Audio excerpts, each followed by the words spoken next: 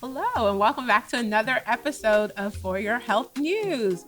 We have Darrol Roberts, a man of many talents, I've learned. We want to always know the reason why this work is so important to you. And so would love to know why it was important for your organization to be part of this conversation and what it means. It's a great question. First of all, thank you to have me Of on. course.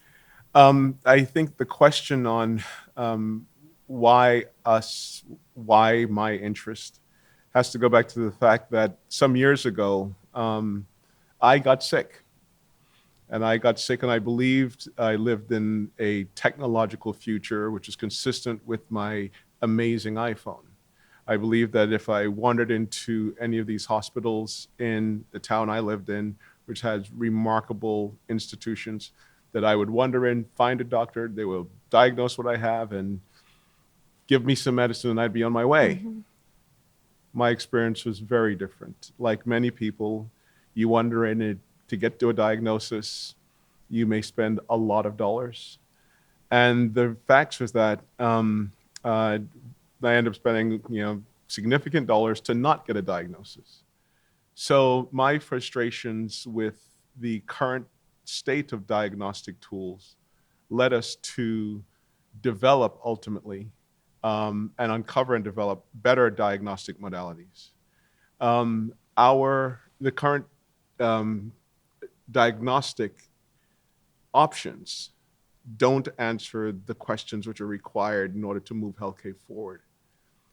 If you simply look at static representations of disease through biopsy or the multiple modalities for imaging, it doesn't tell you if your disease is moving forward. What you need is molecular information.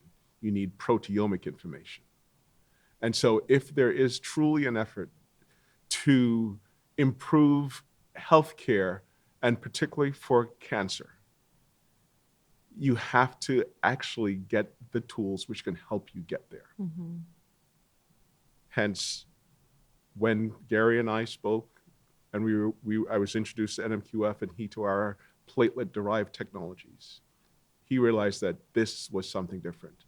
We were not involved in providing either screening or diagnostic tools which make you guess. We had detailed, actionable diagnostic information. And what I found interesting about your comments earlier, and thank you so much for sharing your own personal story and how that led to your interest in this work, was you talked about cancer care being expensive, right? And even trying to find some of the resources was a costly endeavor. And so, can we talk about what those factors are that make it expensive? Sure. And cancer is such a difficult disease that most people simply default, am I getting care? Do I have access to care? What makes cancer expensive is not knowing. On a diagnosis side, if it costs you a couple $100,000 to get diagnosed, before you get the treatment, just getting diagnosed, and a biopsy, 5 to 8,000, various imaging tests, 5 to 8,000. If you need 5 imaging tests plus 2 biopsies before you get diagnosed, That's money. That's money. Yeah. And if it's not covered, or if you're in an underserved community, or if you're financially, any of those things, just to get diagnosed. Okay, now let's talk about let's say you're lucky enough to be diagnosed. Let's talk about, therapies. Because today's therapy environment is usually based upon the information you had when you were diagnosed. The therapies are highly toxic because there isn't good molecular information as to what's happening with your disease. So the default option, literally healthcare's clinical default option, is to kill everything. Wow. In killing everything, you then start to kill or injure other organs, creating new medical problems. So you can't have that kind of environment locally. You need a team of subspecialties to deal with the issues you've caused by delivering therapies. Yeah. And the only way you do that efficiently is having them in large scale institutions. So if you're live in the country someplace, if you're one of these underserved communities, to get the therapy you need, there is a costly environment around therapeutic activity that is institutionalized.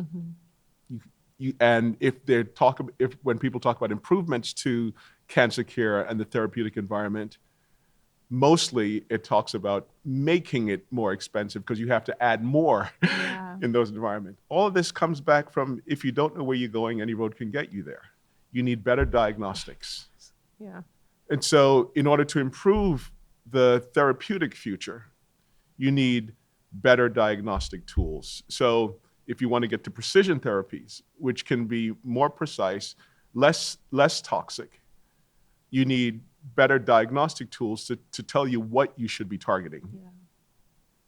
That's the cost problem. No, and I think I heard a comment said earlier that cancer affects everyone, but it affects everyone differently.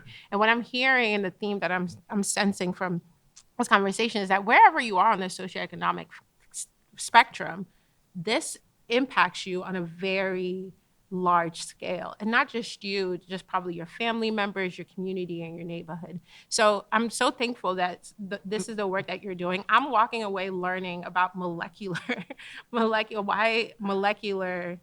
the molecular level, it's so important to know that. Well, first of all, thank you for saying that. Let me just deal with that quickly. In order to pick an organ, pick the pancreas. The pancreas is created by multiple proteins. That multiple proteins create the pancreas. And then a different set of proteins create or allow the pancreas to function. Understanding the proteomic makeup, which drive functionality, is the molecular understanding of both that that organ and its function. When the proteomic changes lead to disease or driving disease, that's the level of understanding that allows you to make the change that you're after. So molecular diagnostics, not simply screened diagnostics or picture diagnostics. Molecular diagnostics are dynamic. Yeah, you go directly to the source. Technically. Yes, that's correct. I love that. Well, thank you so much for making the time. Thank you for teaching us all, number two. And thank you for your work. I just think it's important for these conversations to be had, and also to see the different types of people that are in this field. So thank you so much for making the time to talk to us today. It is my pleasure. We appreciate the work you guys are doing as well. Thank you.